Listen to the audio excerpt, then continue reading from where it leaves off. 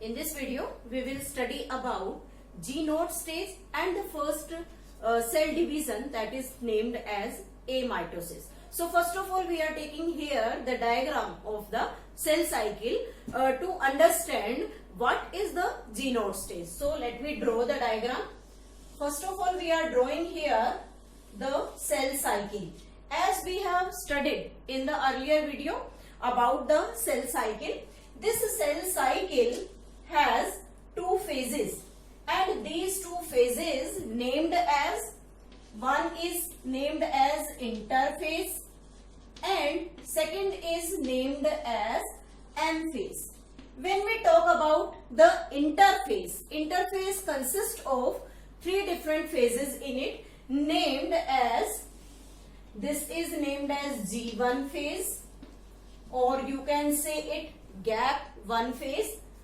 This is known as the S phase or synthetic or synthesis phase, and third is known as G2 phase, or we can say the gap 2 phase.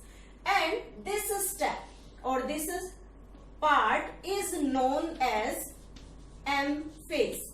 M phase further divided into many subparts.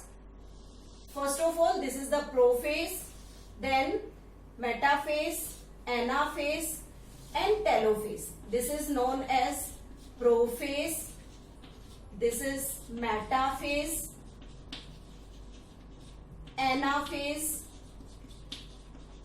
telophase and cytokinesis.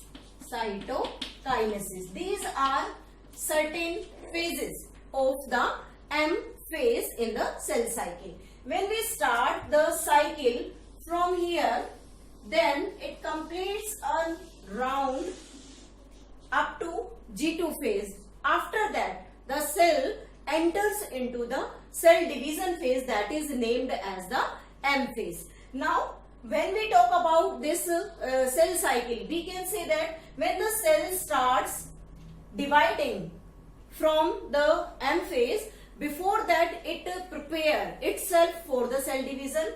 How it can prepare? The cell first of all undergoes G1 phase, then S phase and G2 phase. What preparations are there? We have studied about them in the earlier video. So main points हम यहाँ discuss कर लेते हैं. S phase में जब हमने बात किया तो हमने कहा था यहाँ पर DNA replication होगा, और उस DNA replication में suppose that we are taking here the amount of DNA is 2C, then this 2C become converted into the 4C. 4C is the amount of DNA, but the number of chromosome in a cell become diploid. We can say 2N cell prepare itself for the division that remains in the stage of 2N. तो यहाँ हम कह सकते हैं कि chromosome number remains same, but the DNA amount doubles per cell. एक cell में DNA का amount double हो जाएगा. Now, when we talk about the cell which enters into the G1 phase, after that it complete its M phase, and when it complete its M phase, then it produces these two daughter cells, और इसने division complete किया और division complete करके इसने दो daughter cells की यहाँ formation की. सर्टेन टाइम्स क्या होता है कि जो डॉटर सेल्स हैं वो डॉटर सेल्स मे और may not be further prepared itself for the cell division. If they prepared for the cell division, again this cell will enter into the G1 phase, then S phase, then G2, and again it will divide by the M phase. But some cells are not having the property of the cell division, or we can say they can skip the division pattern. तो वहां हम इसे एक specific pattern से show कर सकते हैं, that is named as G-node. G-node stands for, this is G-node, it is known as quiescent stage, known as the quiescent stage. Quiescent stage, sometimes this quiescent stage is also named as inactive stage.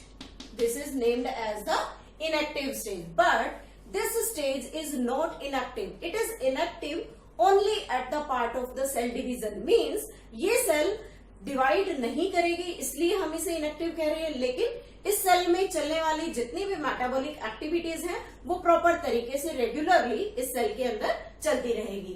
अब यहाँ जब हम इस जी naught stage को यहाँ show करते हैं तो ऐसा दिखाई देता है कि जैसे जो सेल एम फेज कंप्लीट कर चुकी है, that cell will enter into the G naught, after that will enter into the G1 then S then G2।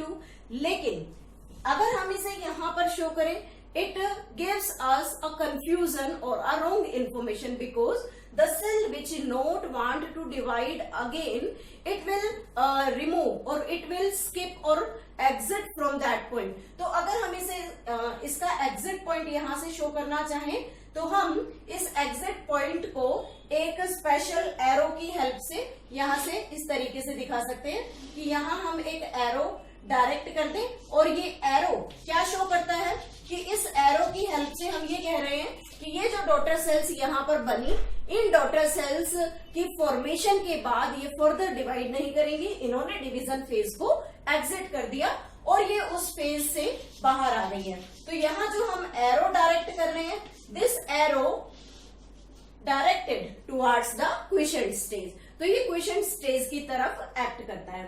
अब यहाँ हम एक एग्जांपल लेते हैं इसे समझने के लिए कि किस तरीके से हम जी नोट स्टेज को एक्सप्लेन कर सकते हैं। Suppose that out of these two daughter cell one cell skip its division, तो जो सेल अपना डिवीजन स्किप करेगी वो cell, suppose that this is the cell और ये सेल यहाँ बाहर आ गई।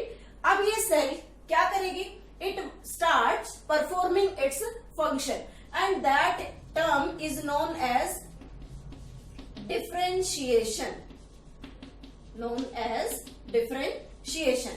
ये डिफरेंशिएशन स्टार्ट करेगी और इस डिफरेंशिएशन प्रोसेस में it starts performing its special function, जो भी इस सेल का फंक्शन है वो ये परफॉर्म करना स्टार्ट करेगी। But sometime some cells which enters into the G naught stage, they will again enters into the cell division phase. तो जो सेल दोबारा से सेल डिवीजन के फेज में एंटर कर देती हैं वो सेल फिर से क्या करेंगे, अपना G1 फेज कंप्लीट करेंगी, देन S देन G2 और फिर से वो S फेज यानी कि M फेज में एंटर करेगी। तो उसके लिए हम एक टर्म यूज करते हैं कि जब सेल डिवीजन के बाद अपना फंक्शन परफॉर्म करना स्टार्ट करे, that is known as the differentiation. और जब सेल वापस से एंटर्स इनटू सेल डिवीजन और जब सेल डिवीजन के लिए प्रिपेयर हो जाए तो उस फेज को हम यहाँ क्या कहते हैं, डिफरेंशिएशन। डिफरेंशिएशन मीन्स जो सेल अपना फंक्शन नॉर्मली परफॉर्म कर रही थी, अब वो सेल स्पेशल रिक्वायरमेंट की स्टेज पर आकर दोबारा से उसने डिवीजन की कैपेसिटी को गेन कर लिया। जैसे हम जब बात करते हैं स्पेसिफिक पैरेन्काइमा सेल्स की, parenchyma that are present in the plant, और जब ये पैरेन्काइमा सेल्स डिवीजन स्टार्ट करती हैं ड्यूरिंग द सेकेंडरी ग्रोथ जो डाइकोट प्लांट्स में होती है, तो इन सेकेंडरी ग्रोथ के दौरान these parenchyma cells again start working as cork cambium.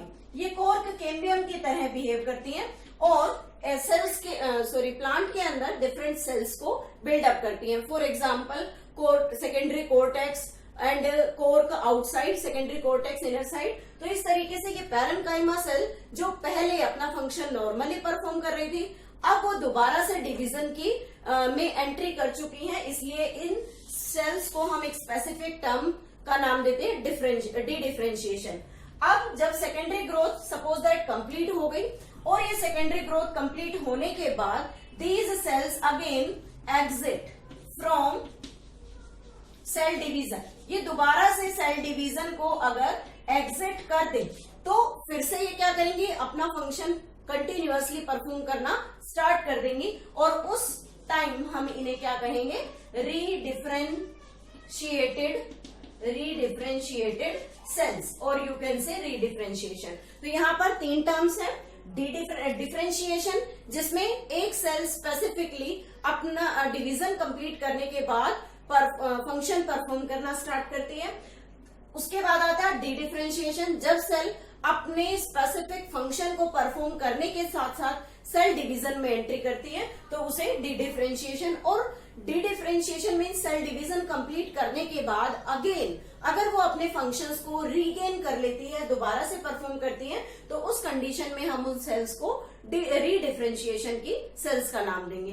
तो इस तरीके से हम जी नोट स्टेज की एक्टिविटीज को देख सकते हैं। सेकेंड थिंग कि जो जी नोट स्टेज है उसमें कौन से एग्जाम्पल्स आते हैं, there is the heart cell और we can say the nerve cell, जो फर्दर डिवाइड नहीं करती, तो एक बार कंप्लीट डिवीजन होने के बाद they will exit from the cell, वो अपनी सेल से एग्जिट कर जाती हैं, इसलिए इसे हम जी नोट या क्विसेंट स्टेज का नाम देते हैं। इसके बाद हम स्टार्ट करते हैं कि टाइप्स ऑफ सेल डिवीजन, कि कितने टाइप के सेल डिवीजन